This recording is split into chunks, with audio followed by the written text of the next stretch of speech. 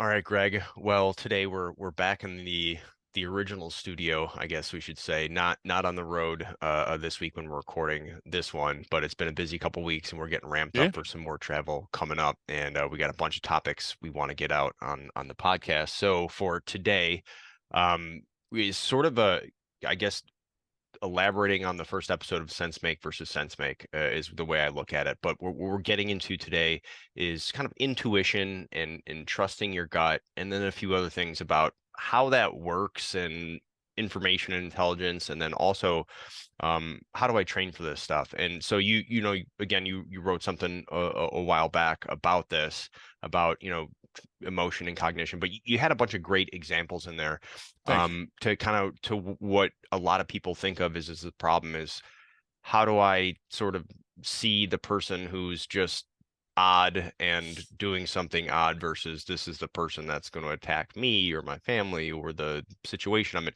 So that there's because that's the seemingly gray area that people don't understand real well that Right. we really address in our training, especially. But I thought this was a great article that kind of highlights some of that, and then we can get into that. So if you wouldn't mind sharing that with everyone, and then we can kind of jump into the discussion from there. I appreciate it. I also appreciate everybody tuning in. Hope you love the new format. So, Brian, as you said, this is from Lessons Learned 42, which was probably 2018 or so, and I'll do my best recalling it. So it starts off with just the facts, ma'am. I was browsing through a social media site to locate a recent posting attributed to one of our Arcadia Advisory Board members when I came across a photo of a London, Ontario, Canada police vehicle, and it had Arabic writing on the vehicle's graphic package. And the Gulf Arabic writing was on the right rear fender near the Canadian flag. And under the photograph was a rant, an absolute rant written by someone contributing their post to the same social media site regarding this graphics package. And the author couldn't fathom why a Canadian police vehicle would be host to Arabic writing. And they wrote words to the effect, the two official languages of London, Ontario, Canada are English and French. And then it's necessary, why then is it necessary to put Arabic writing on the police vehicles? Who are they catering to? And that's a lot of hate and innuendo based on a Yeah, severe lack of I'm already getting information. I'm already You know getting what I'm pissed off saying? at this guy. Yeah, like We call maybe that sniping, maybe Brian. catering to the Right. people in the community. I don't know. Sorry, I'll let you go Exactly. ahead. But the author never acted as though they knew what the Arabic words meant or had done any research. And I remember wishing silently that the author had engaged their curiosity in a more meaningful way rather than further fomenting anger by implying an unreasonable conclusion. The author never included that the Arabic writing literally said police. The author never added that the London, Ontario police began putting police on their police vehicles in 5 different languages years ago in an attempt to be inclusive, reaching more members of their already culturally diverse community. So I called and confirmed this by contacting LPS Media Officer Constable Sandasha Bao. And Sandasha stated that the languages originally chosen were Vietnamese, Chinese, Polish, French, and Gulf Arabic, because those were the most commonly used languages in London, Ontario at the time. Sandasha advised me that the LPS was planning to add Spanish in the near future. So what? If you don't know what you're talking about, take a knee and stay out of the conversation. That's This that's it. author's, That part's impossible for people to do, yes, by the way. yeah, So, I think so too. Even reading it now, I'm smiling. The yeah. author's misguided attempt at levity, coupled with the fact that they appeared tone deaf to community involvement, seems staggering to me. Couple that with the fact that the information age, the answer was just an email or a phone call away. The author made no attempt to research your conclusion before printing negative commentary on their perceptions. And not all information rises to the level of intelligence. Further, misinformation or the lack of credible information or missing information can create a data chasm that may prove unfixable. And I'm not attacking the author's First Amendment right. I'm merely saying that when you play fast and loose with words, you may write something unintentionally inflammatory. In Right. many instances, the most fundamental level of basic fact checking would have informed the author, thus preventing the author from writing something which would foment hate or violence where no such malicious intent was envisioned. So let's take a look at a situation when not sharing information could prove deadly, and I call it the ruse. Just before Christmas, my dear friend contacted me with an interesting tale. He was an early combat hunter, senior instructor, and a plank holder, and he related to me an incident that happened to his daughter while she was away from home. His oldest daughter is now a freshman at the prestigious, she's graduated since, at prestigious Michigan University. And a few days ago, she was headed back from the library to continue studying with her friends at an all-female dormitory. She noted a man unknown to her repeatedly swiping a common access card in an apparent attempt to enter the dorm. Now, this was problematic, whether from a security standpoint or an ethical one. A male shouldn't be entering the female dorms, nor should a male, student or civilian, be in possession of a female student's common access card. So the female freshman confronted the man and asked him what he was up to. That alone is a tough choice. Should she have called security first? Should she have taken into account the time of day, the possibility of accomplices, the locations of surveillance cameras? Should she have minded her own business? Each of these choices flashed through her conscience, and when she confronted the male seemed surprised and caught off guard. He responded by asking the freshman what the name of the dorm was, now acting though he was just merely lost and confused. And the freshman told the man that he was attempting to enter an all-female dorm. The man then said he was sorry and hurried away. So the female student follows the man for a short time, notices that he walks directly to another female-only dormitory on campus, and once there, resumes his card-swiping behavior. Now fearing that crime was afoot, she calls her mom and dad. Her dad's a retired veteran police officer and security professional, and her mom's a veteran police officer, retired, and a registered nurse. So back to the class. Should I stay or should I go? If you're ever in a similar situation, compare the most likely course of action with the most dangerous course of action, then compare them against the environmental baseline within which you find yourself. If a female student comprises campus security, compromises, let me start that again. If a female student compromises campus security by giving her access card to a male student or a civilian, that action has potentially dangerous implications and spirals and must be reported. If a student or a civilian is in a position to witness suspicious activity by a male student or civilian at a female-only dorm, or vice versa, those actions may be precursors to criminal activity, and they must be reported. So let's talk about the explanatory storyline. Now that you've discussed the ML and MD implications of your observation, try to create an explanatory storyline for your perception. Base your conclusions on reasonableness and likelihood. You don't have to be a terrorist or a criminal to consider what type of behaviors they would exhibit if they were engaged in a nefarious activity.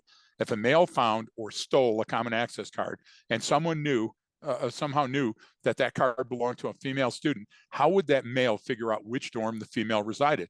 A simple way would be to try and swipe the access card at every female dorm until the door opened. So this seems to be what the freshman might have witnessed. So couple that with the fact that the male modified his behavior, then seemed lost or confused, and the fact that he quickly left the scene added to the suspicious nature of the initial observations. Finally, the fact that even though discovered, the male continued to try the card on another female door makes the explanation likely enough to be true, and that warrants police or campus security intervention. Armed with this logical, reasonable conclusion, the female freshman called the police. The entire process only took a matter of minutes. So let's talk about old Simon Bar Sinister. John Norman Chapman searched for an unlocked or propped open exit doors on campus, not unlike the man that drew this freshman's attentions. Surveillance and unlocked doors made John's work much easier. Moms and dads don't want to send their kids to a college or university known as a hunting ground for serial killers, so they tend to leave that information off their brochures. John Chapman's chosen profession was serial murder. John specialized in abducting, torturing, raping, then murdering young females, specifically those on or around college campuses. John was known as the co-ed killer, the Ypsilanti Ripper, and these murders occurred from 1966 through 1969.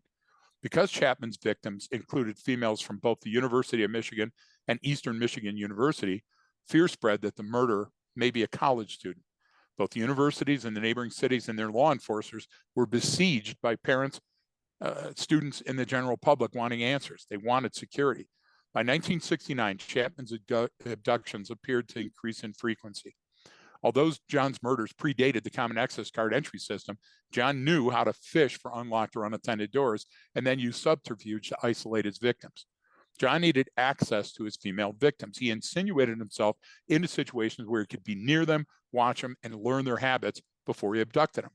John Chapman killed a female in California and 6 females in Michigan before he was captured. The young female freshman I introduced to you wasn't a part of John Norman Chapman's reign of terror. It wasn't part of her in-briefing either. when she started university in 2019. It certainly would have made her even more suspicious of the man she saw attempting to enter the female dorms. Her decision to call the police wouldn't have taken so long. Information can help advise your situational intelligence. The difference between information and intelligence is huge. Simply put, information is knowledge you possess about a particular fact or circumstance. In order for that information to be considered intelligence, it has to be processed, investigated, and turned into credible, actionable information, more than mere facts. In the first section, a misinformed writer stirred emotion when they failed to verify the information they were sharing. In the second story I shared with you, by processing information, creating likely storylines, my friend, his wife, and their daughter were able to determine that a man's conduct was suspicious enough to warrant informing the campus police. In my final section, I'll demonstrate how the lack of sharing important information and intelligence during training can create a situation where you're unprepared for action, even though you're armed and ready for action. So let's talk about briefly the White Settlement Church shooting. On Sunday, 29 December 2019, 43-year-old Keith Thomas Kinnunen from River Oaks, Texas, stood up in the West Freeway Church of Christ in the city of White Settlement, Texas, and shot 2 people to death with a shotgun before being killed by an armed church security volunteer. Kinnunen was a damaged human, struggling with demons, according to his wife. He had a long criminal history, including arson, illegal weapons possession, theft, and assault. In 2012, a protection order was written, and Kinnunen's former wife, Cindy Glasgow Vogel, wrote that Kinnunen was violent, a paranoid person with a long line of assault and batteries with and without firearms. He is a religious fanatic, this is her quote, and says he's battling a demon. He's not nice to anyone. So, according to witnesses, Keith Kinnunen was wearing a fake beard and a wig as a disguise and had on a 3/4 length long winter-style jacket inside a Texas church.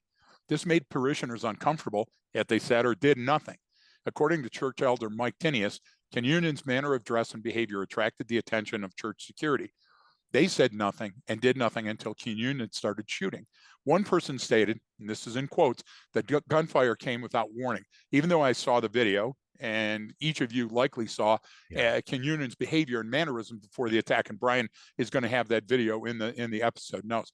Anyone with human behavior-based threat training would have seen him as a threat and dealt with him long before he stood up and pulled out this 3-foot gun.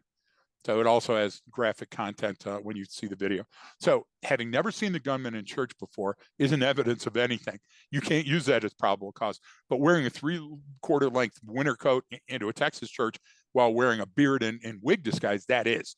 A 38-year-old female sitting behind Kinnunen stated that both she and her 7-year-old daughter were so uncomfortable with the fact that Kinnunen was wearing this fake beard and wig in church that she said she noticed him the moment he sat down. The female stated that she observed church security personnel move near the man and sit behind him, presumably due to Kinnunen's strange behavior. The female added that Kinnunen's behavior was so distracting that she couldn't sing or pray. That's what she loved at church most, and she felt that something was just not right about him, Kinnunen.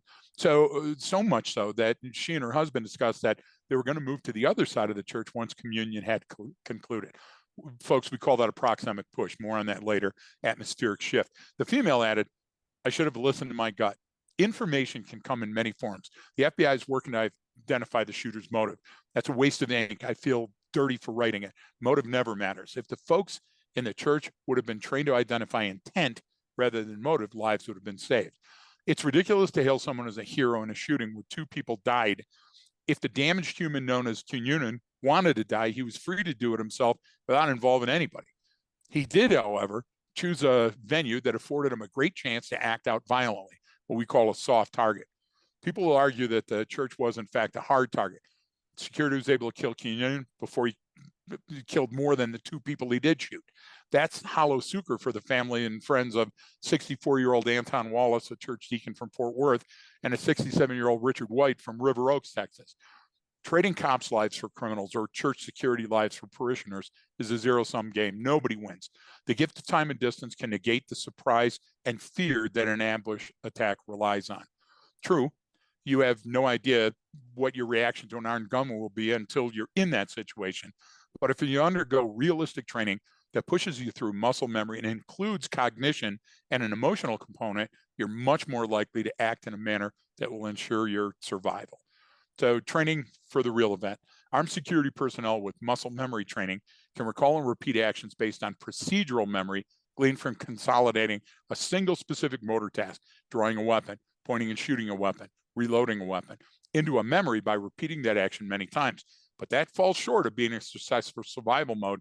You must also add motor learning. Now, motor learning is adding the level of complexity necessary to use that muscle memory skill, reloading the firearm in an appropriate response at the correct time. So based on the cues in your environment, taking the transient nature of a muscle memory and compiling on how and when creates this neurochemical bond in your brain that'll create a bridge between your training and rehearsal and the anticipation or preparation of that motion or memory. That too falls short of a complete survival strategy. The final essential component is adding the emotional / cognitive behavioral modules to your training. The human brain uses a complex set of logic and emotion during critical decision making. During periods of high stress, procedural skills like muscle memory give way to emotion-based survival chemistry. And unless your training includes the addition of emotional memory components and cognitively real instances where your fluid intelligence, your reasoning ability, your critical thinking skills are challenged in a realistic environment during an intense encounter, you can be great with a firearm and still lose a fight. Without such additional components, you may still succumb to fear, uncertainty, anxiety, and surprise, all of which come with intense encounters. Humans feel their environments. We have largely evolved past understanding intuition or gut feelings that used to warn us of impending danger.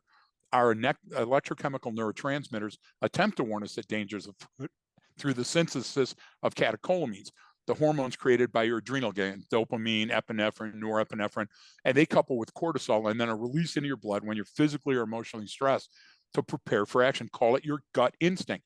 It's a chemical. It's not just instinct. Simply being armed or training to shoot at paper targets are never going to prepare the human brain for the real encounter.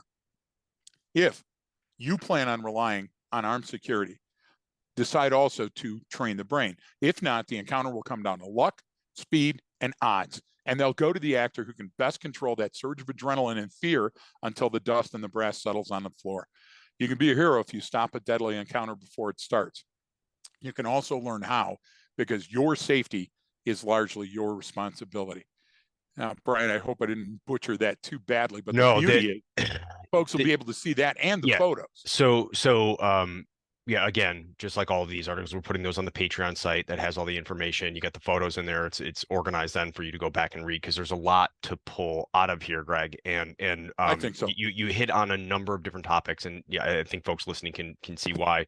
You started with this story of Sean's daughter at college, seeing this guy going in, and that's already people are like, oh man, I'm thinking about their kid, but then she had never heard of in that area. And there's been Nope. actually a bunch, in that area too, in Michigan and Wisconsin for serial killers. And like, Yep. it had she been given that sort of, hey, this one thing happened on a college campus. I don't want to scare you, but this is why it's important to pay attention to these things. I guarantee Certainly. she'd have been like, oh my God, that's exactly what they're talking about. So there's that part. And then we go into which the church shooting in Texas, which we talk about in person training, and I'll leave a lot of that discussion to there.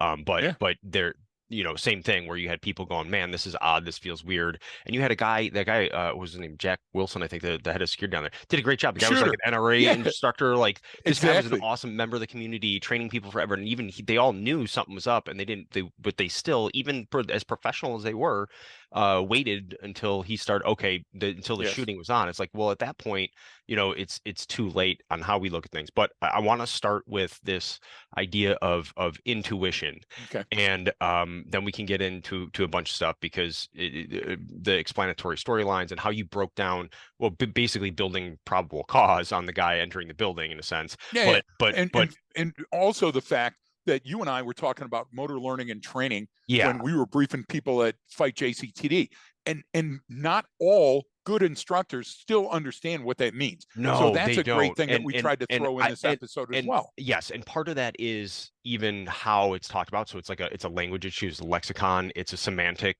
issue on a lot of Exactly. things, and they Right. really, but that's important when you're getting into this. So let's start with intuition, Greg, Okay. because that's a big thing. Everyone says, oh, I've got really good intuition, or I trust my gut, and everyone says, hey, trust your gut, which I always tell people to do. Have the Yep. confidence if something feels wrong, one, it likely is. You don't know why. Don't jump to an unreasonable conclusion, but stop, look, listen, smell, take a step Yep. back. That's your brain. So can you explain a little bit? We don't have to go into a ton of detail, but No, about but the science of intuition. It's because exactly. there's a science. It's not, no So, one and has a it is sixth science. And sense. that's why we yell when people say gut instinct or the hair in the back of my head or all these other things. Yeah. Because when you explain it in a manner that's non-scientific, people have a hard time believing that it's true, that it can happen to them. I'll give you an example.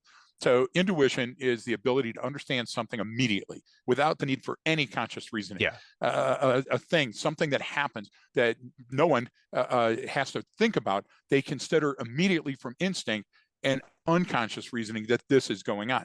So a synonym for that is a sixth sense, which I hate that term, or ESP or clairvoyance. Now, those terms are much closer, right? That's Hmm. actually in this is the source. If you look it up, having a hard time putting words together, say, and Brian, the opposite of that in the same thesaurus is intellect. So I pose the challenge that when we say intuition, again, it's a scrum with words. You just said that with certain words. And what it is it's really the electrochemical neurotransmitters of your brain Right. trying to send a distant early warning based on things that it's putting together that you're encountering in your environment. And you're not putting them together just as quickly, right? But it Yes. already has. And it already says, hey, you may not remember this, but based on the information that's coming in right now, last time this happened, it was a shit sandwich. And so those type of things are going on. Now, how do they manifest themselves? Well, cortisol gives me the butterflies in my stomach. Okay, my erector pili muscles, based on my hypothalamus heats up my neck, and all of a sudden I feel the hair start standing up. So Yeah. all of those indicators, the gut instinct, Yeah. are really scientific, pseudoscientific ways of explaining scientific theories and postulates. Yeah, and it's an easy way. Everyone's had that feeling Yeah, before, like something didn't feel right. Okay, we all when you say that to anyone, they understand what that means. But there's an actual science you can learn, and you can become exactly. you can get better at becoming an intuitive thinker and knowing what that And means. that's the key. So real quick, because intuition isn't just that feeling we get, hey, something seems off, because that's your amygdala for the most part, and your primitive brain, sensing your environment, taking in all of those senses. So Exactly. your sight, your smell, your hearing, everything that's going on, the feeling or mood. And then you even brought up a little bit about that in the article. Yes, sir. But so we have that on board as a human survival system, right? That's kept the human race alive for as long, for despite our our best efforts, we're all still alive today because of that in general, right? And then, another way people talk about intuition, because I just want to hit it up because it kind of gets into the training aspect, because my next question is, can I develop my intuition? But you can. I'll let you explain that. But what I mean is, if you ever see someone at the top of their game, maybe in their sport, or like, a basketball game, and it's the NBA finals, and someone makes an incredible play where they don't even look, and they pass the ball to their teammate, and they get it, and they're barely even looking at them, they get the ball because they've worked and trained together so much and gone through so many Yep. different repetitions. They're almost out there making intuitive decisions based on all of this incoming information. Now it's within a finite context of a basketball game, right? If someone starts shooting in there, they're not going to even That's hear the it key. probably. But the idea is, so you can develop that within given context like that. And I think everyone knows about that. If you become a master tradesman or craftsman or something, or you're an estimator, and you can walk up and go, yeah, I think this is going to cost about this much. And after a while, you get so close to the Yep. specific amount because you have all of that intuitive knowledge and tacit knowledge you've developed. Now, however, Yeah. when it comes to things that we're talking about here and those survival systems, going, well, is this something that's going to escalate? Like the recent, I know it just happened this week, the shooting in Kansas City for the Chiefs Super Bowl party, like it rose to this level. It was a beef between a couple people, and they started shooting at each other. But, all of this comes together, then can I get better at using my intuition for something I'm not an expert in, Greg? Like something Yeah. outside of what my area of expertise is. So there's three things that you brought up that are amazing. I want to go back on, and folks, you got to listen when Brian talks. It's not just asking a question; he's setting the stage, he's priming for a question because he knows so much. The first thing is take a look at the Kansas City shooting video yourself and watch how many people had no idea that it was going on. Yep. And you'll hear the shooting, then you'll see the shooter, and you'll actually see the weapon, and you'll see some people walking hand in hand, looking back over their shoulder, not even sure that it's not part of the process. That's the first thing. Recognition that you're in the moment. That really helps, right? Anticipating that something like that might happen. The second thing is that you're saying, and I must reiterate, that no matter how well trained you are in one thing, it doesn't cross the street to make you better at another thing. And we'll talk about that in just a minute, how muscle memory and memory are two separate, distinct concepts, and building one doesn't make you a critical thinker. So Right. let's talk about that in a minute. But I want to say this to you, okay? If I rehearse the Stations of the Cross in catechism, and I go over and over and over it with the nun or the parent or whoever's doing it with me, that doesn't make me understand Jesus any better or any other book in the Bible. So what I'm doing is, at that skill, at that time, I'm doing the appropriate steps in the appropriate order to some standard, either a written or a demonstrated or an implied standard. If I understand how to switch gears and do the clutch and the brake pedal better. Okay, I was lucky enough to meet Jackie Stewart and drive with him in Detroit when the Detroit Grand Prix was in town. And he was seeing shit, Brian, I never Yeah. knew. And I was Way out in just front of you. sitting there Yeah. going, Yeah. oh my God, I'm going so fast, on streets that weren't designed for this, right? So I'm thinking of survivability. And he's Yeah. just looking, right? And the idea is, though, that didn't help him understand the combustion engine. That didn't understand him work on coefficient of frictions on tires. Those are completely separate skills, and all are based on sense making, problem solving, and ultimate decisions based on critical thinking. So what do I mean? So memory means cognitive memory, your ability to encode, store, retrieve information. Okay. Cognition means thinking, metacognition, thinking about thinking. So cognitive memory literally means learning and then consolidating memories and then being able to recall them when you need them. When you need them. Okay. That's the key. So we know working memory. Okay. Short-term memory is now called working memory by all science. I can hold information temporarily, very limited time capacity. Okay. Now, long-term memory allows me to store information over an extended period of time and based on its strength or weight, sometimes forever. This is where PTS and some other things come from. Okay. Now, cognitive training means I can use a whole bunch of related knowledge skills. For example, I can apply outside of the Stations of the Cross and the gear shift and choosing the right putter, which is all stuff that you were talking about. Understanding distance on a golf course is the same as taking the right swing at the right pitch on a ball field, right? So in sports, these things work very well. But now cognitive goes in a different direction. And cognitive says, first of all, there's general knowledge, things that everybody knows, okay? Then there's explicit memory, facts, evidence, experiences that might be known to everybody, right? But these are things that, depending on my job, are a little bit different, right? They're a little bit more classified than the general memory, water's wet, sky's blue. Okay. Then we have episodic, those personal experiences that I have on my journey. That's what makes us the unique little snowflakes, right? So then you add to that the implicit.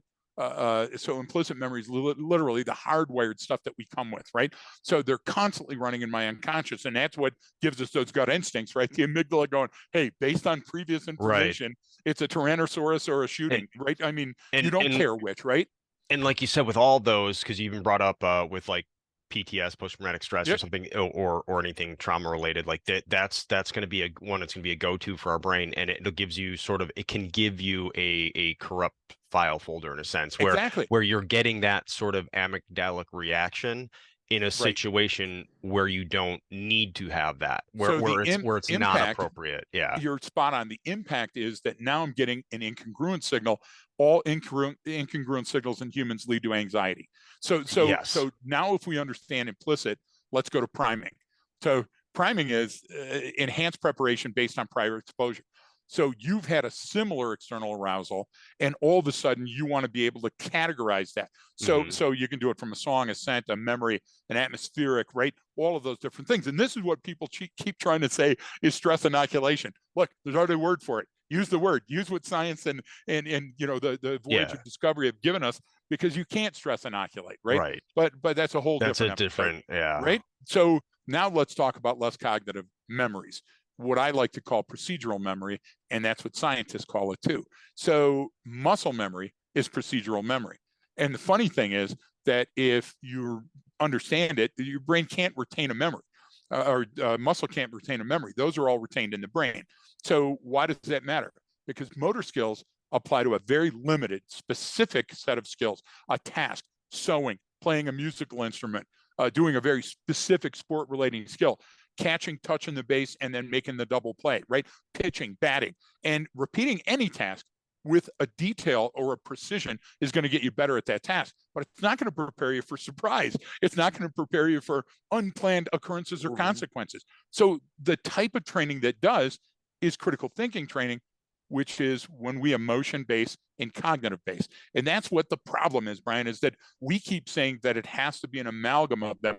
And we've said it since the beginning, and everybody else focuses on the easy. And the easy is the procedural, right? Yeah, The well, step by that's step. because I can extrapolate a series of steps from that incident and then train in those steps in that manner. And one, I'm learning something and I'm getting better at the skill set. But there's sort of this false equivalence that that's going to help you in that manner. And But I you mean, know where that comes from? That comes from playing the piano. And first it's just the scales. And yep, then it's bang, bang, bang. And now you learn a song like Chopsticks. But guess what, Brian? Now all of a sudden where have I begun to tell the yeah. story of? Now we're doing the theme to love story. And guess what? I rehearse it and I practice it. And now I can do it without the music. I can do it anywhere, and I can do it in a crowd and make it sound really good. That's wonderful because it takes thought and practice, and now it becomes automatic and you can execute it skillfully. But it doesn't help you apply that to the next song, Well, okay? Or a guy well, I walking would in with a say, gun. well, yeah, that's not going to help you uh, um, play the guitar. Now it'll give you a better background knowledge Exactly. for maybe you can then Reading music. well, yeah, Okay. and maybe you can learn it faster than me because I don't have the Mm-hmm. background in the piano, but you already do because it's closely related in terms of music. But you know, like because I've done that because I play guitar and then someone sat me down and was like, hey, this is how you make a chord on the piano, and I was like, oh, just like that, yeah, these are the notes, and so I could play a couple songs just learning those basic chords and be like, how the hell do you learn to Exactly. play the piano? I was like, I can't play the piano, like I know what a chord is. So you showed me that on here, but I'm Yes. not playing Beethoven. You get what I'm Right. saying? Like Right. it's clunky, but I understand music theory a little bit. So I can do that, but that's all within again that sort of given Exactly. context. And so that you know that intuition, that intuitive feeling that people get, you know, it ties into because we talk about the brain and the human processing system is this is information. It's processing Yeah. information. An information could be a sense, it could be a you know a smell, an observation you make. It could be the article you read in the paper. The information is everywhere. So Absolutely. it's in you scrolling through your you know Facebook or Instagram feed, but it's just information constantly getting blasted at you. And you know, in there you said not all information rises to the level of intelligence. Further misinformation or lack of credible information can create data chasm that may prove unfixable. But we kind of talked about that, but it goes back to the this ties into what you're talking about building an explanatory storyline. So it ties in Yep. together. I love the example of the guy in the college dorm trying to gain access, and then you had Kanonan down at the Texas church, and you had all of these indicators, all of this information screaming, and that's actually now risen to the level of intelligence. And then you brought this down Yes. as and you did it with the college campus example of sort of building this explanatory storyline for your observation. So, and you did it again in the Texas church one, but explain this explanatory storyline just because for anyone Yeah. you know listening this is what your brain does for everything you do. You go, For a oh living. That's exactly what your brain that does. Right. because that and that's what we got it because this ties back Yeah. to the first episode about sense making. That's called sense making. It goes, oh, the milk is sitting out, you know, the insurgent must have been up having a bowl of cereal and forgot to put it away.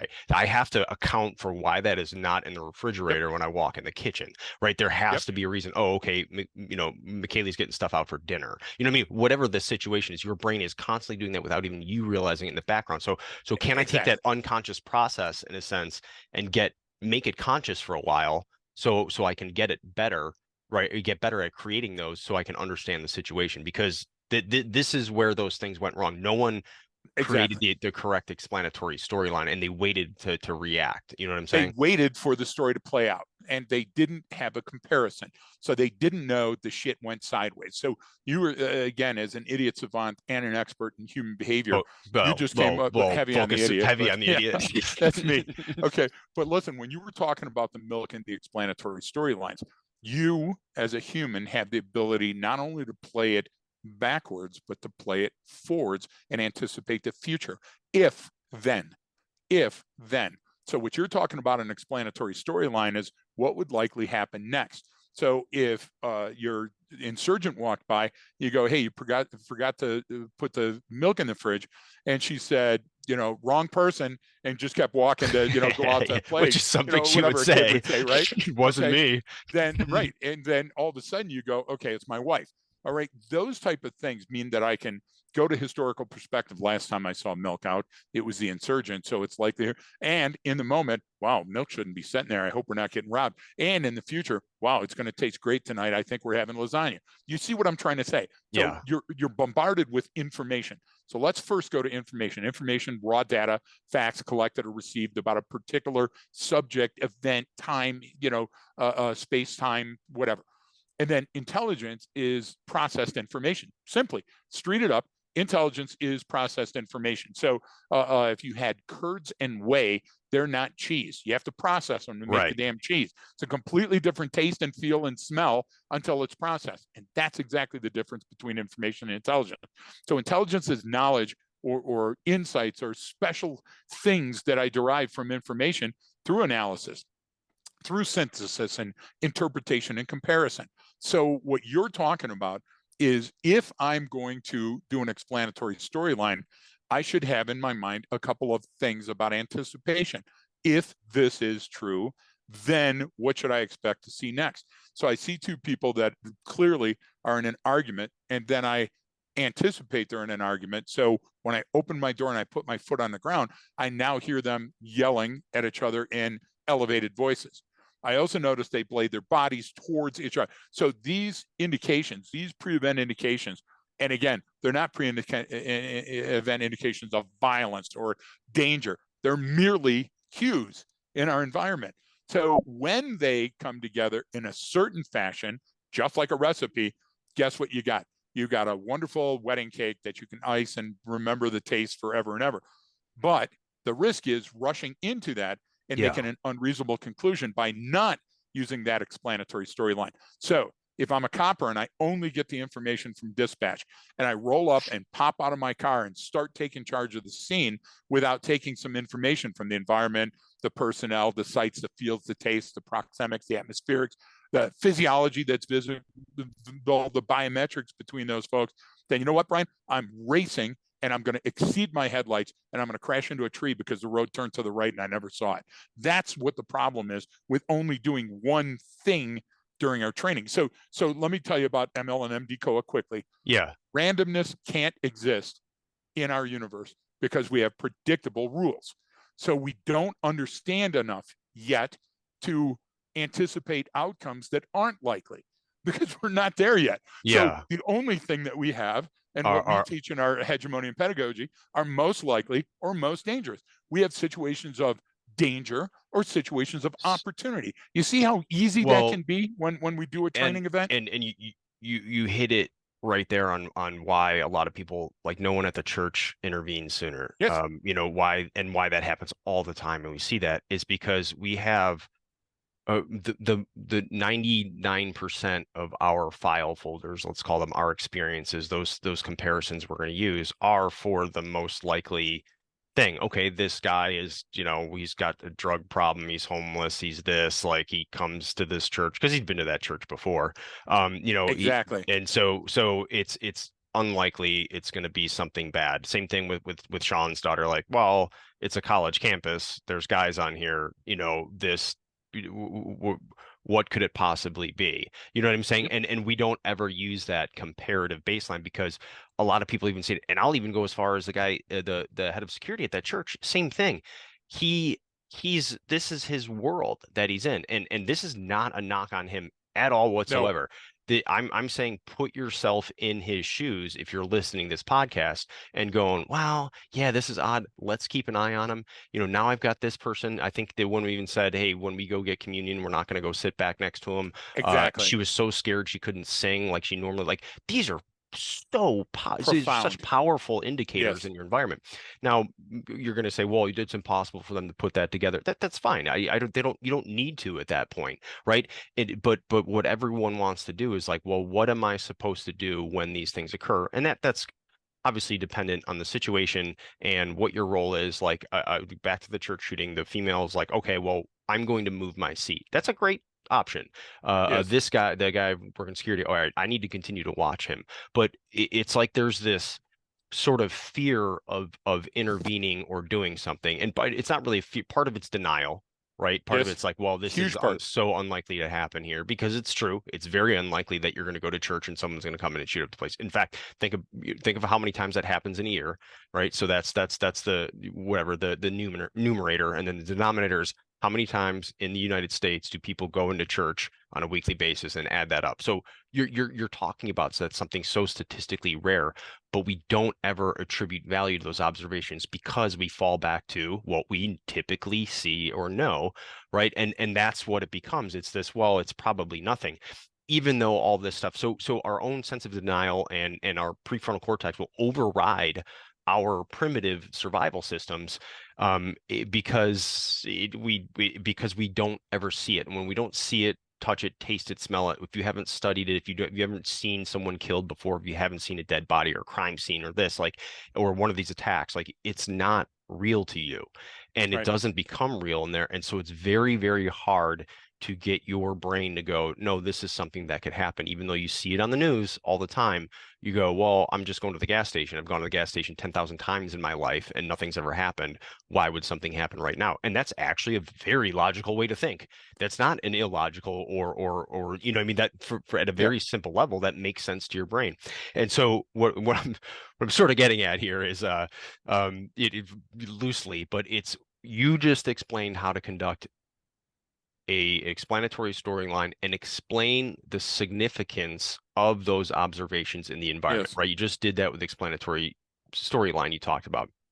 So can I sort of get better at this, and how do I get better at this? Like, how do I, No, can it's I look, you shine a take some light away from again. even in this episode to go, okay, how do I do that? You know what I'm saying? Right. You shined a light on a very important thing.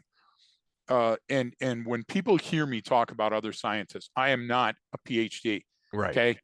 Don't ascribe to be, don't need to be, because I've Yeah. got more knowledge and experience than thousands of them lined up to try to heckle me. And the problem is that they continue to use theory and Right. they don't use research. And the research they do use is flawed. And I'll give you why it's flawed.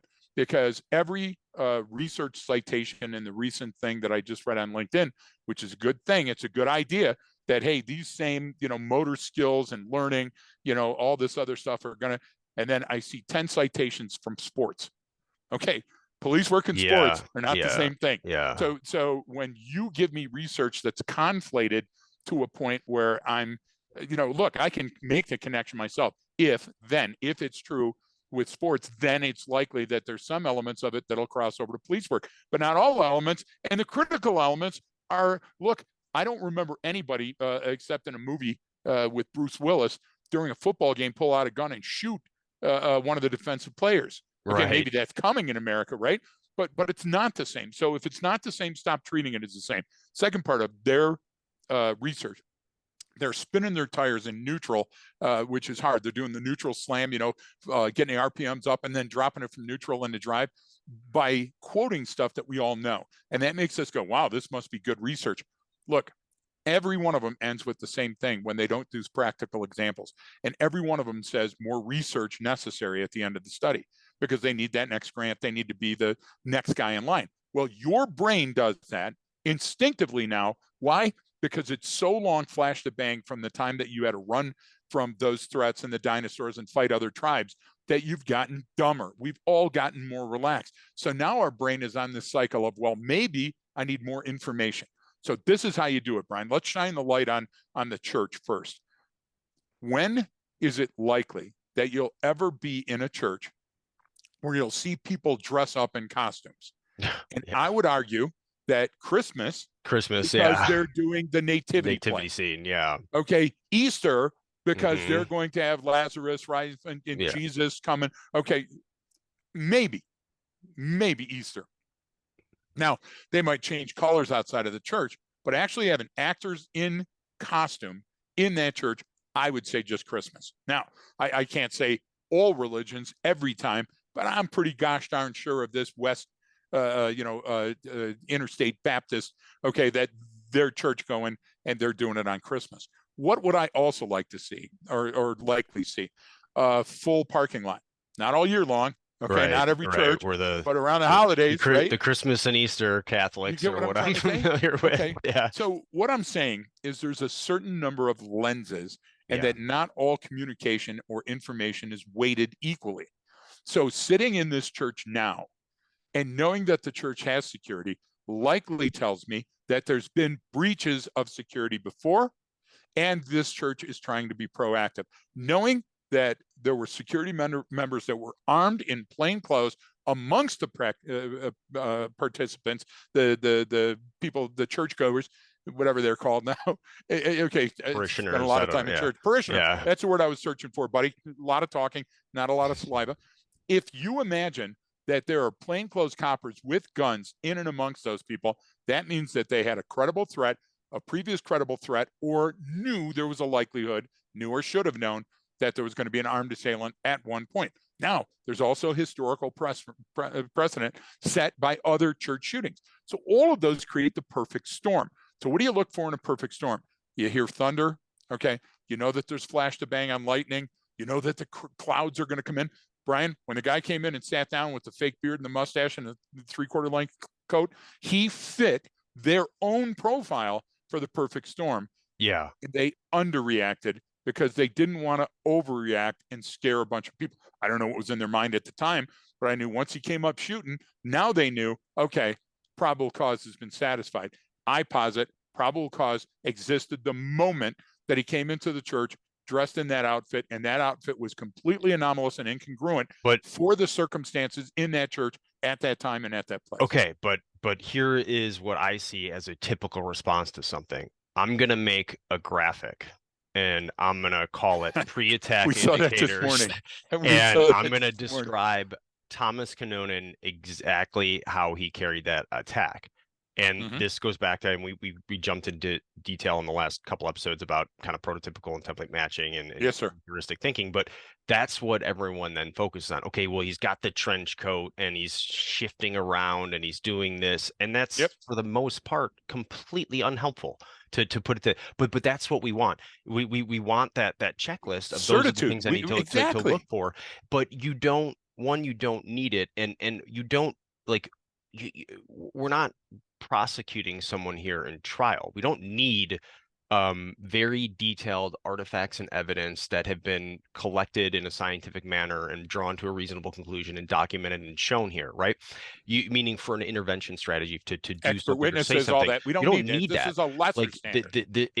in the moment, it's your world, and we even got into that last week with the rage and randomness of it's an interaction between you and the environment. Like Exactly. anyone at any time, especially if you're in public, can walk up to someone and say, "Hey, how's it going? Hey, what's going on here?" Exactly. Like you don't like it's this idea that you're just a bystander or you're just you're just in this scene. It's no, it's your world. You can interact with it. You have the ability to affect that and change it. When you jump into the ball pit, you push all the other balls away, right? And they move out and they push against other balls and they load up on the other person that's in there, whatever that is. Like you get to do that. And there's this like this disconnect between that information intelligence and action that we feel like Exactly. we need to have some sort of certitude, like there's a definite, and there's that does not exist ever. There's It exists uncertainty. when? In hindsight, In hindsight, an it does, armchair yeah. And we go, quarterback, well, of here we course. go. But you don't need that. There's uncertainty in every Exactly. single thing. There's uncertainty in us getting up and recording this podcast. There could the Yep. fucking Wi-Fi could drop off. You the those Well, what do you, your animal friends can come storming in from behind you out I there think they're looking for circling Hey, outside. I've heard a lot of odd noises this morning. so like I mean The there's crow is all in on them too. there's all those things and but Yeah. there's degrees of likelihood. But then everyone says, well, So I want it to assert I want to do what are the green, yellow, red indicators? When do I get to that? And that's exactly. this is the problem is we try to put a rigid structure or format over to on top of a nebulous situation that is constantly in flux, right? Yep. So we're trying to put rigidity to something that is always moving and up and down and floating and rising to, oh, okay, this is something and now it's not anymore. And so like it's hard for people to conceptualize that, even though I would say that's how everything is in your life. That's Everything how is like science that. is. That's how math is. That's what I'm trying to say too, Brian. And I think we're on the same sheet, but I want to throw another look. I don't intentionally try to piss people off. Sometimes No, it's the hat, sometimes right? it's yeah, just Uncle Sometimes it's Buck. the hat. And I'm kind of like Uncle Uncle, Buck with you the are. You're different doing letter the at the beginning, right? you are And I awesome. want you to think of this. Every time I see something like that, I become skeptical. And then I read something lower down where they cite an article that they're not a part of, or they put in there a peer review. Okay, well, that's great. But you know what? That's not scientifically tested and vetted. That hasn't gone through the experiment process. What you did is that's like a jury of your peers. Your peers all go, that makes Sounds sense to good. me. That does not make it But science. that's And my problem with that is that what happens is the interpretation of that is why when I go to a meeting, people think we're all on the same level. And so I'll talk to a person and I'll go, well, with police work and this and my, background and whatever, and I'll go, hey, that's absolutely amazing. How long did you work the road? I didn't work the road, or I worked the road for 7 years. And the agency I worked the road in had 4 officers, and it was in, rural, BFE, and then which is actually a place I've been to Egypt.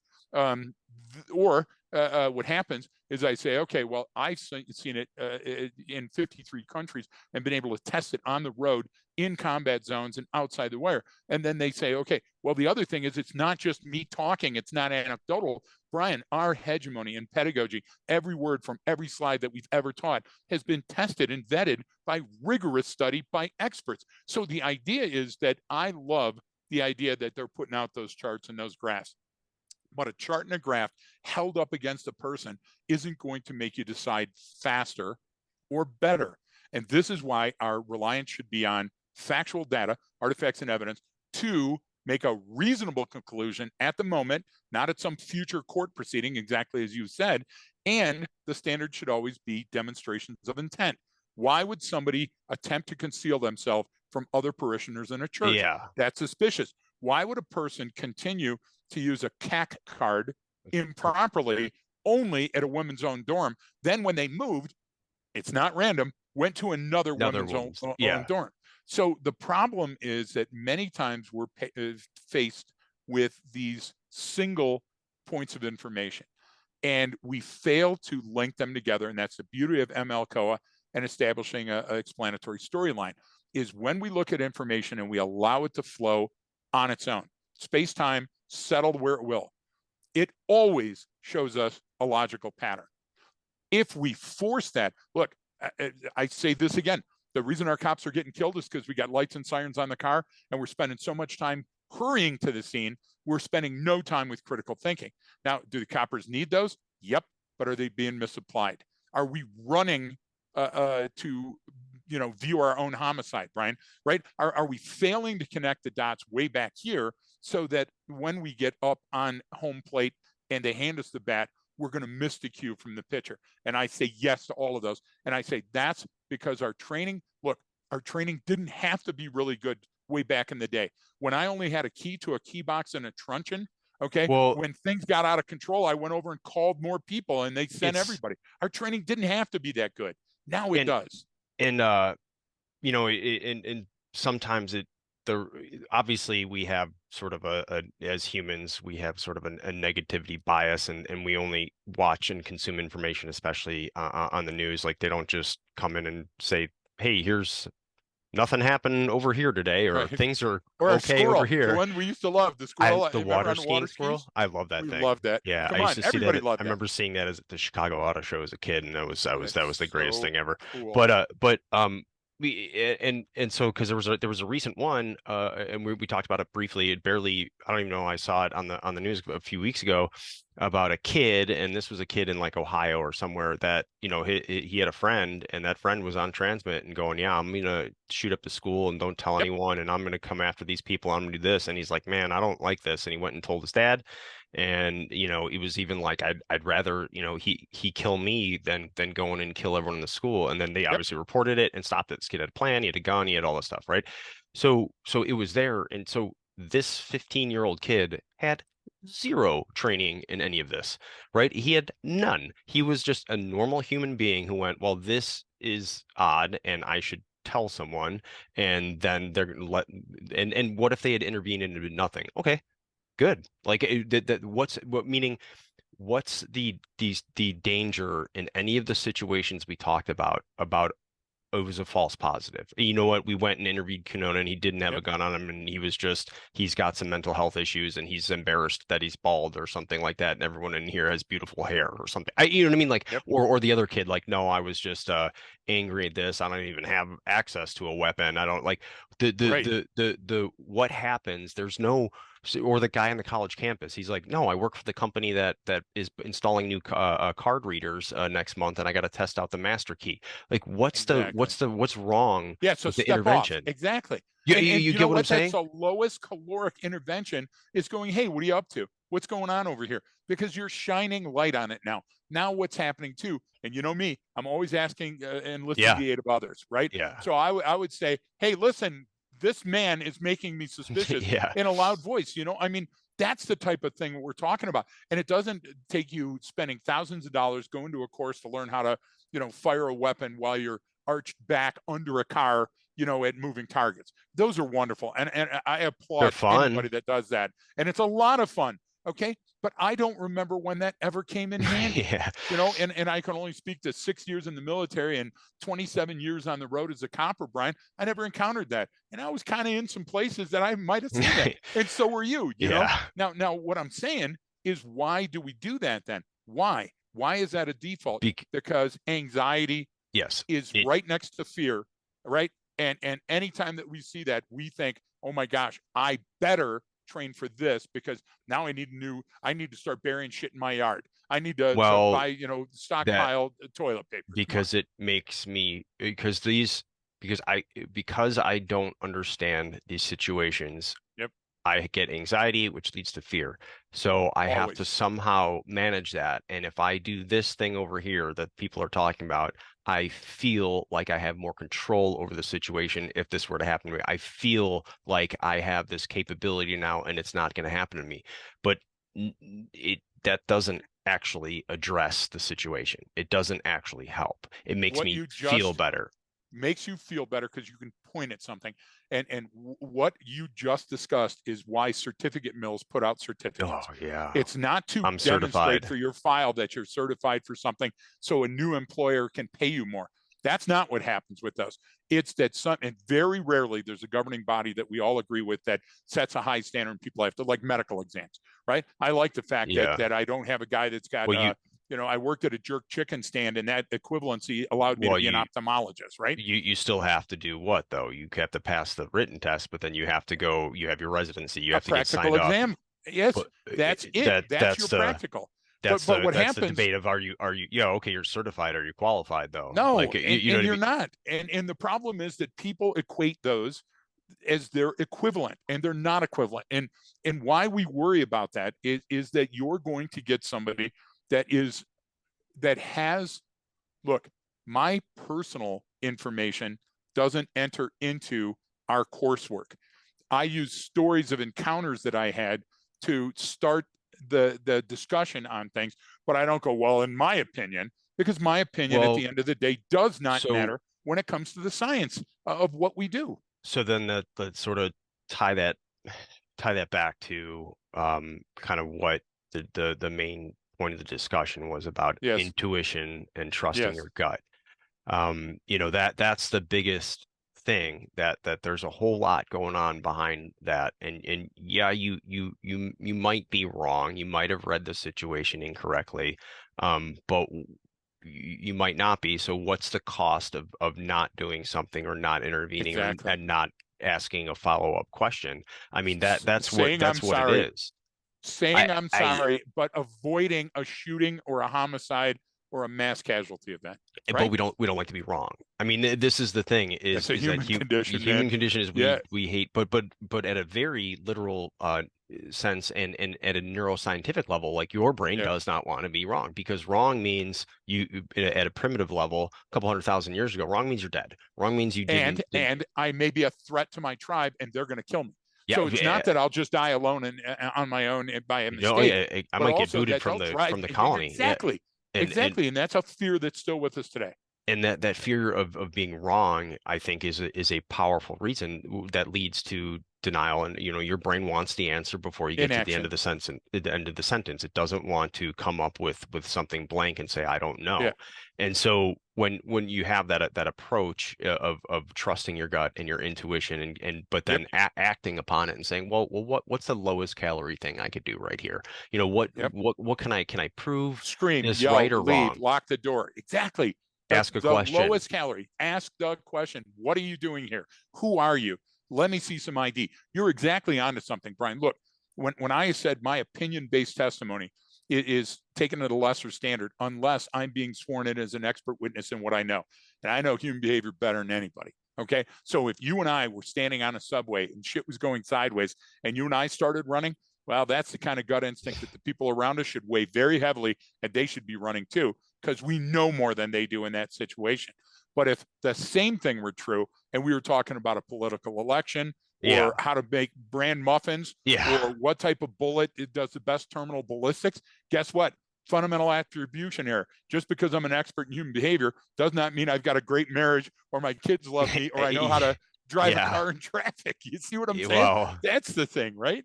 that's there's no better example of that than in the military. It's like, wow, I'm learning from this guy who really knows his stuff. He knows everything about it. And then he's like, let me tell you about dating. And you're like, well, Gunny, you're on your fourth wife, so Exactly. maybe not. Exactly. Maybe I'm gonna go get that. Maybe I'm gonna go get Yeah, that information personal from license someone plate on his else. Harley Davidson is marriage risk, Yeah. spelled out, with the ring falling.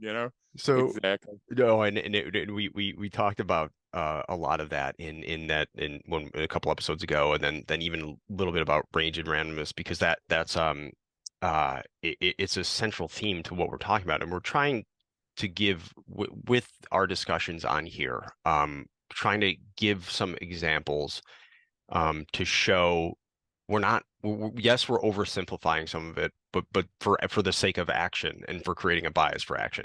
It's Exactly. not That's part of oversimplified though. training right there. But the idea is like, Yeah. yeah, we're oversimplifying it, but we're not. Like that is the simple thing of someone standing up and going, oh wait, no, I recognize this as something that's odd. I'm gonna say something or do something. That's all these things take. That's all that 15-year-old kid did in Ohio and said, well, this is seems pretty serious now. I should probably tell an adult. Okay, like you saved lives. You know what I'm saying? When And it rises to a level that you're suspicious and your explanatory storyline indicates a likely MD COA, you got to do something. You got to do it first and you got to do it fast or the brass and the bodies are going to hit the floor. And I'll give you a personal example that happened on our way to Detroit just a couple of weeks ago. Shell was taking me to the airport. We had a situation that it was stormy early in the morning, had to leave the house at 6. It's pitch dark. We're in the middle of nowhere. So before we left, because we took Java with us to the airport, Shelly shut off all the lights because we don't need lights. There's nobody that lives up here but elk and bear and moose, right? you don't want to attract them any more than you Right, already do. exactly, because our heartbeats attract them. Yeah. They smelled the blood, Well, you got those and big cats, man. Those yeah. tracks you saw or those So photos. I don't know if you're sharing those, but feel free to. So Shelly's walking first down the stairs. She got her purse in her left hand, her coffee cup, and now she's additionally carrying my briefcase. Okay, I'm carrying my big bag, and Yeah. I've got the dog on the leash, and I'm behind her going down our wood steps in the dark, and it's snowy. So Shelly gets to the last step, which isn't the last step, steps off into, whoops, there goes gravity. Yeah. Thanks, Slim Shady. And she burns in. And now, first of all, the fear of the dearest of all dear humans in my life hurting herself, right? And Shelly did a soccer roll and popped up. I'm fine. But the idea was, what did we have? We had a nuanced event. She takes me to the airport all the time. But this one was with total darkness. on cold, icy steps with the dog, and she was carrying items that she doesn't generally carry. Anytime you're in a new, nuanced, or novel situation, you got to slow time down. And guess what? We added a complexity of no light or low Yep. light. Okay. So that changed the math, the algorithm, the standard just enough to make it a near fatal incident. And people are going, near fatal? Hey, falls can be fatal when you're over Yeah. 60. You get what I'm saying? And Yeah. it's the number one cause, I think, of hospitalization in older people. I would think that and heart disease are way up there. So what am I trying to tell you? I'm trying to tell you that anytime that you're not in your rhythm, in your pattern, you talked about those people being at the top of their game. Folks, if you're listening to this, you know what it feels like when you're at the top of your game, whether it's bowling or eating or Yeah. It doesn't matter watching what it TV, is. Yeah. whatever it is, right? But if you take yourself outside of that and now there's yelling and people are running and the lights have changed or whatever else, you got to expect that there's going to be a little turbidity. And that turmoil, that random encounter could be fatal. So if you don't ML and MD, if you don't slow time down, gift of time and distance, if you don't engage in explanatory storylines, guess what? And you know what, Brian? I don't do that on my own. I work out better when I have a coach or a mentor or even watch Sweating to the Oldies on TV, you know? So I need to Yeah. be trained. Yeah. Education doesn't do it. I need to be trained in how to do those things. So we covered a lot in the episode, and is getting that the thing about intuition and the way people use it, you want to call it, like, there's I try not to get into semantic arguments about it Yep. unless it's a very specific and we're in a domain where Narrow. Yep. you Great. have to be wrong, but call it whatever you want, the gut feeling or something felt off. That's what happens and recalls in every single one of these situations. Hey, I felt this. Or the one from the guy coming up to me like after the first day of training, doing the, yeah, I got this kind of gut feeling that my wife might be cheating on me, and could you Yep. help me figure this out? And I was like, well, hello, my name is Brian. It's nice to meet you. If that's the first words out of your mouth when you're meeting me, I think you probably already know. But is Yep. that because we don't have to act on that very often in our lives, we it becomes an even more powerful signal in my opinion, because if you're feeling that and you are almost never in dangerous situations, then you should probably listen to that. So I always have to tell people the intervention, the what are you going to say? Can you say something? Sustained observation, ask a question, intervene, is giving people the sort of confidence to do that in their environment and affect change within your area of operations of where you're at in your world. You do that whether you think you do or not anyway, and that interaction of you and your environment is what makes things happen. That's why it's not random. It's an interaction of all of the players in the game and the environment, and that's Exactly. that's that's what it is. It's seemingly random, but it's if I just think everything is random, then I don't feel like I have any control over the situation. And so if I And understand that that, breeds anxiety. Exactly. yes, Exactly. So and we're in a and Mobius loop of misunderstanding. And the idea is that if we can describe and see evidence of entropy, then we understand that true randomness can't exist. Okay. Because it's predictable. Entropy is predictable. And you just talked about confidence. I go the one step further. Training can take you from confident to competent. yeah, Okay. well, it can Because that's the key. the Right. I mean, competence in something, the more competent you are, the more confident you are to use yeah, it. So but that's yeah, double-edged sword I get again. no, I get what you're That help. saying. I get what you're Yep. saying. Yeah, they feed that's the positive feedback It's loop a, you want. so the positive feedback loop you want is learning Heimlich for the one time in your life that you're going to save a Yeah. life. I don't do the Heimlich every day, and it's not an environment where we might do it 3 times this week, but I train every single year to make sure that I'm good at it and I rehearse it. The same thing with understanding how and where an IED might work and in being able to use it at that time.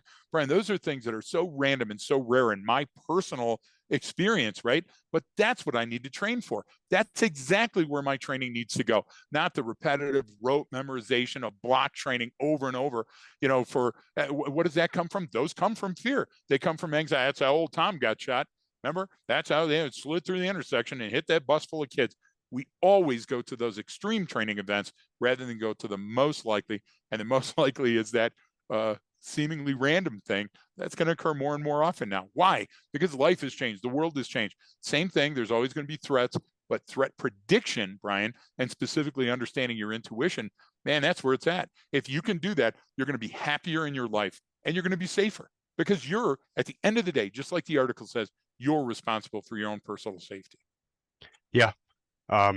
That's a great, spot to end on for this I one. think so. That taking responsibility of your own outcome and the outcome of the situation that you're in is you have, I think a lot people have a lot more power and a lot more say and a lot more voting power than they sort of realize sometimes, right? I agree. And it's easy to fall back into that crowd and go, well, I don't, no one else is doing anything, or I don't know, or it's not my responsibility, and I've got these other things to do. But it's just not. It's you have the ability to really change the outcome of a situation, no matter what that situation is. You always have options. The options might not. Oh, Positively, well, that's right? what I mean. The options might not all be good, Right, but you right. you you have options. You know what I'm saying? And that's the way I try to approach this stuff with I folks. And absolutely agree. so, that we covered a lot for the Patreon subscribers. Obviously you would get the article and some other stuff that we have on there for that help support the episodes, and you can read through it. And the photos and stuff make sense, especially if you're interested in that stuff. You'll kind of see how we break it down in there, and you can refer back to that, obviously. So I always tell people to check out the Patreon side. We've got more starting here pretty soon on there as well, that we're gonna be putting on there. So it's growing, and for those of you who've been supporting us for a while, we obviously appreciate it. And those new people have been signing up recently. We welcome to the party. Welcome. We're so happy. Thanks for having us, and I appreciate your comments so far. And always those folks can reach out if they want us to cover specific topics on here. So on that, Greg, any kind of final words or final thoughts on this one? Just remember, tuning into us sometimes is trying to jump on the carousel while it's spinning. Yeah, Uh, that's but true. but Where we're trying to we're we're getting trying to more street it up. yeah, I think so. and More and laser be focused. more deliberate about it. and I and think so. it's hard to do that sometimes through this medium of talking, because it's not training. It's not like you're at a course where we can talk about You whatever whenever, and it makes sense in the context that we're in, and we always make the connection. So for we're trying to come make see us. Yeah. short connections on here in a sense, right, to keeping No, I it laser totally agree. focused. But that's why we refer back to those specific cases and bring up similar incidents. Well, the incidents are seemingly not similar at all, but we pull out the similar Right. elements of all of them, and that's the idea. The essence of the lessons learned and the reason that we've added them to these podcasts is that the lessons learned always have a story within a fable within a lesson, and that way you can take any or all of it and use it in your on-duty roll call training, or you can take a little bit and change your life with just the one story and apply to your own life, or you can go back and read the first. Brian, the Patreon subscribers get a definite advantage because they actually get to read the article, review Yeah. it, go back to, there's your peer review, but that's fun Yeah. stuff. And Well, technically that is. I it mean, is. That's what I'm saying. But what I like and about it, this Brian, it's the is same that this is a standard different. that people use to peer review. So yeah, our Uh, Patreon subscribers said they liked it. So I well, mean, that's all. That's scientific. Go buy it. yeah. But you know what I'm trying to say. No, I get it. You Yeah. get more through actually being able to read it and see the photos that were, meant to go along with it. So I Well, can't wait for episode 4. And I know that ILEADA's coming up real soon. Brian, yep. you and I will be in St. Yep. Louis. We'll be in We're St. Louis in presenting March. on Thursday and Friday of If ILEADA you in if March. you're We're going to be very there. excited. Yeah. So, well, thanks everyone so much for tuning in. If you have any questions, reach out to us at the human behavior podcast at gmail.com. And then, of course, like we said, there's a lot more on the Patreon. And don't forget that training changes behavior.